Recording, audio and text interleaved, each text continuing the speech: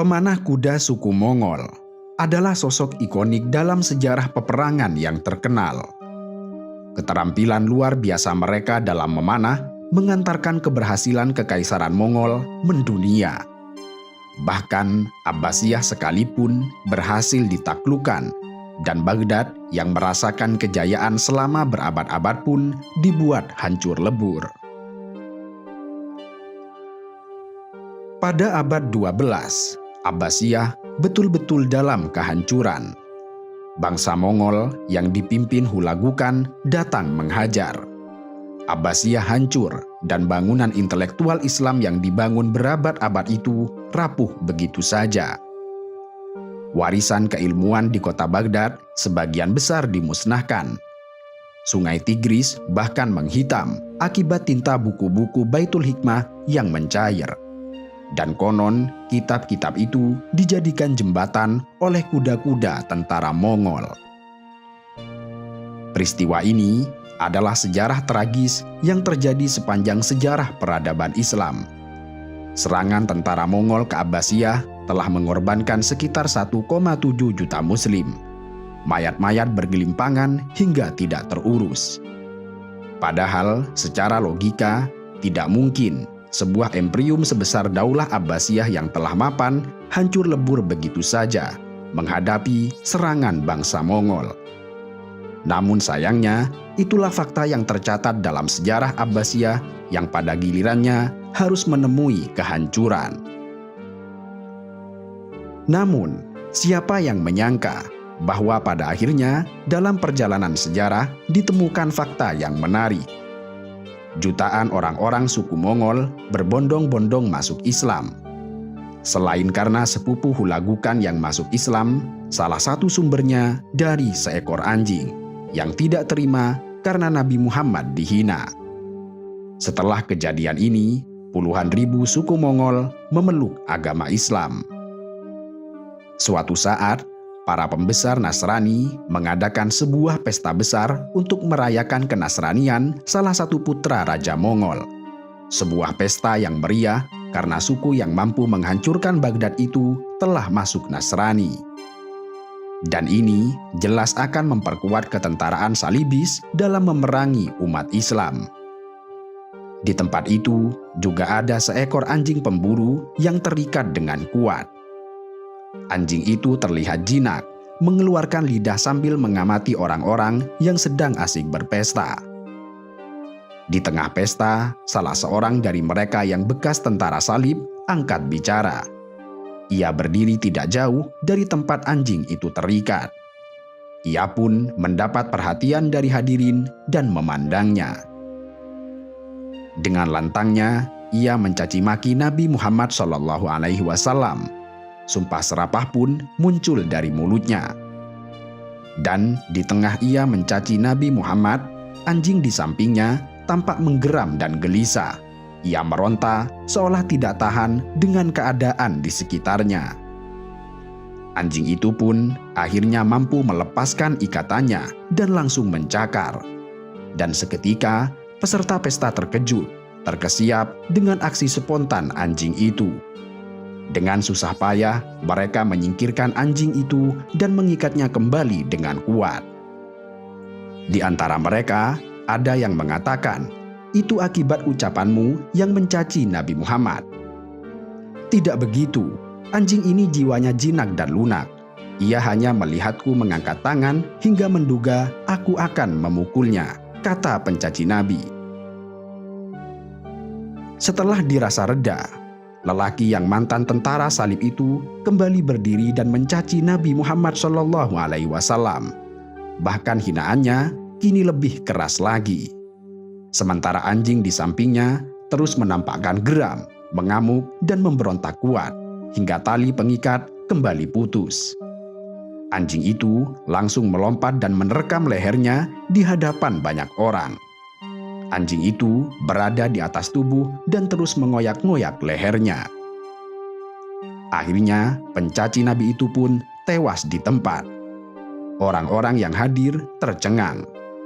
Jamaluddin, sumber kisah ini mengatakan, "Aku melihat anjing itu menggigit tenggorokan pria Nasrani itu dengan taring tajamnya. Kisah ini ditulis oleh banyak sejarawan, di antaranya oleh Az-Zahabi dalam Mu'jamus Syuyukh, dan dikutip kembali oleh Ibnu Hajar al-Asqalani dalam Ad-Durar al-Kamina. Hikmah dari kejadian ini, sekitar 40.000 dari suku Mongol memeluk agama Islam. Kutipan oleh Az-Zahabi di akhir penulisan kisah ini. Kisah ini juga populer di kalangan bangsa Mongol. Hingga pada perjalanan tahun-tahun berikutnya, banyak dari bangsa Mongol di beberapa kawasan, sebagian besar memeluk agama Islam. Namun demikian, sebelum itu, salah seorang raja bangsa Mongol bernama Barkakan atau Berkehkan, pemimpin Golden Horde, sudah masuk Islam. Barkakan, sepupu Hulagukan penghancur Baghdad itu, masuk Islam pada tahun 650 Hijriah.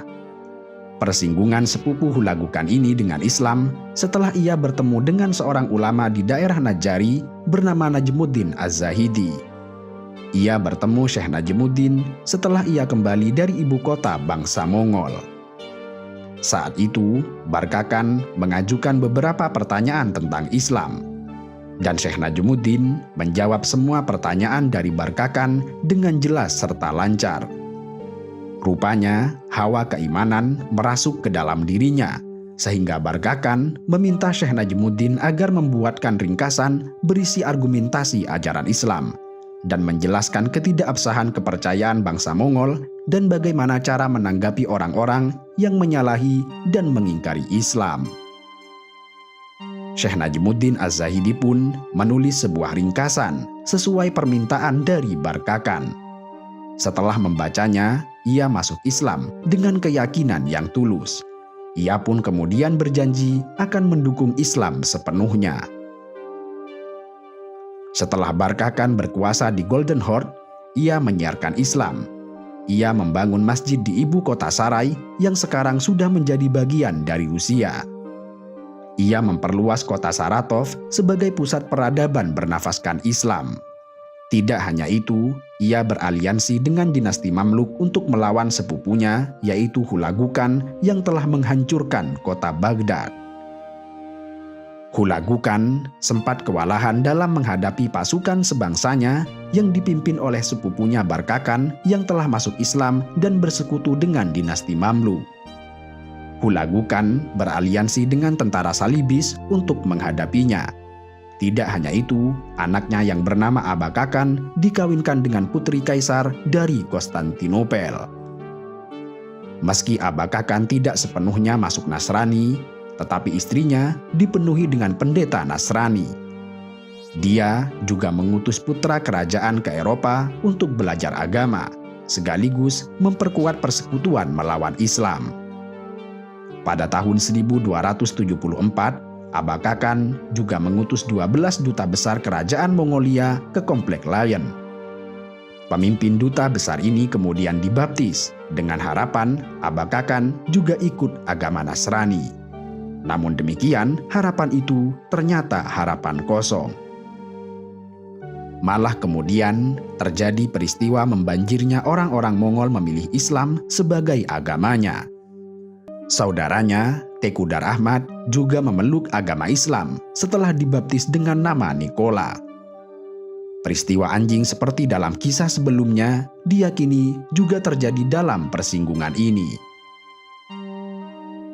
Pertempuran terbesar antara dua cucu Genghis Khan terjadi di Ain Jalut yang terjadi pada tahun 658 Hijriah yang kemudian dimenangkan oleh umat Islam. Kemenangan umat Islam di Ain Jalut juga tidak lepas dari peran Barakakan yang telah bergabung dengan dinasti Mamluk bersama besannya Zahir Baibars. Perang Ain Jalut terjadi 2 tahun setelah Baghdad dihancurkan oleh Hulagukan. Hampir setengah dunia Islam sudah hancur karena invasi bangsa Mongol, terutama di wilayah Asia. Sementara Mesir yang berada di kekuasaan Mamalik dianggap sebagai benteng terakhir bagi umat Islam kala itu. Pasukan Mongol dapat dipukul mundur oleh 2 panglima jenius Mamalik saat itu, yaitu Saifuddin Qut dan Zahir Baibars. Baibars menggunakan taktik hit and run, yaitu serangan mendadak singkat mundur sebelum musuh dapat merespon dengan kuat dan terus-menerus bermanuver untuk menghindari keterlibatan penuh dengan musuh-musuhnya. Pada akhirnya, Hulagukan harus mundur dari Ain Jalut dan menjadi tanda kekalahan pertama dari 2 kekalahan yang akan dihadapi bangsa Mongol dalam upaya mereka untuk menyerang Mesir dan tanah Syam. Semuanya juga tidak lepas dari peran Barkakan, sepupu Hulagukan yang telah masuk Islam bersama pasukannya. Keislaman bangsa Mongol yang terus mengalir di beberapa kawasan merupakan tanggapan nyata terhadap mereka yang mengatakan bahwa Islam disebarkan dengan pedang saja. Meskipun Mongol menduduki dan menghancurkan sebagian besar kota-kota Islam, pada akhirnya mereka menemukan Islam sebagai agama tepat untuk diyakini.